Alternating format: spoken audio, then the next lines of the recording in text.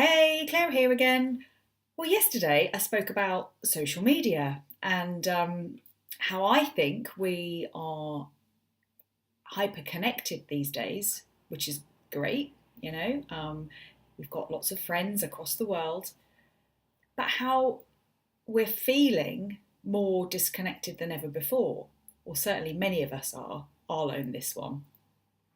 And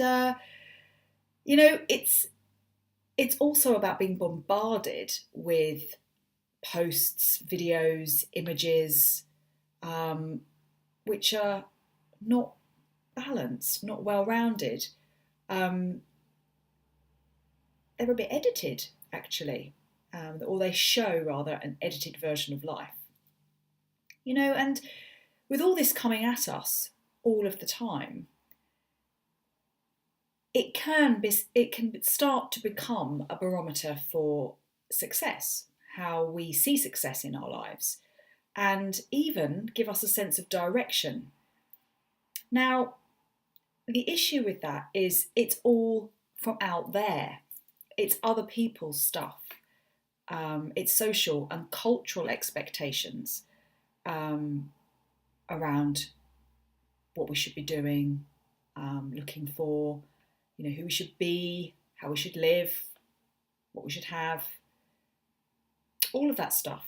And it's not coming from in here. The inner compass, if you like, can end up offline. Now, it's a bit of a vicious circle because in order to feel good, we need that deep level of connection. And it's really important that we're tuning into ourselves and what lights us up as a person. Far more important that we're doing that than it is to look to other people and what they think is important. Otherwise, we end up on the wrong train. We're going down the wrong path, or somebody else's path, or society's path, rather than creating life the way we want to live. So it's difficult, right? And the more we hold back, the more we look outside of ourselves, it has the potential to make us feel more separate, different. I know that sometimes I'm feeling stuff, but I'm not sharing that. I'm not fully sharing that, and it can feel like we're kind of standing behind the line whilst we're watching other people, be totally awesome at this thing, social media, cutting some shapes on the social media dance floor while we're sort of stood on the side. It's a tricky one. And I do feel like it's a vicious circle because it can feel like we're going to be cut off somehow from the world, from life, from our friends. So what do we do? Well, I think we can play in this world. We can play full out, but we kind of need an antidote. And what I mean by that is that we have something in our system that means that the negative stuff bounces off. It's like, an antidote. If you're bitten by a snake, the venom's in your veins, but it's the antidote counters it. And so I'm working on that at the moment. And I feel that the antidote really is quite simple, and it needs to combine three core elements.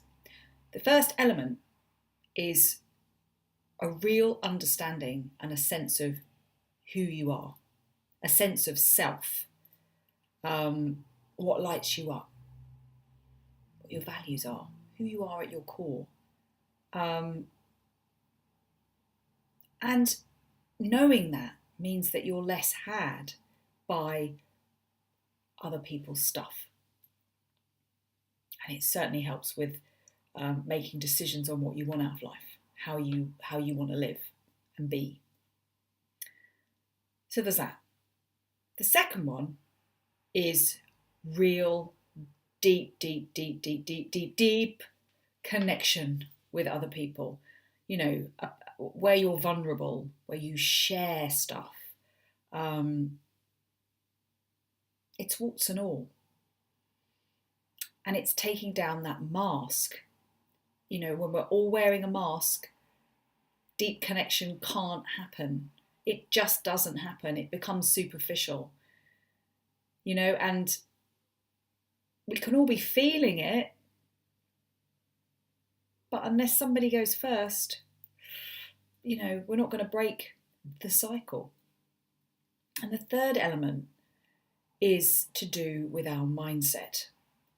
And I've spoken about this before, but I'm talking about a growth mindset where we are orientated towards learning and development and growth and developing resilience more than we are focused on a sense of natural ability or talent.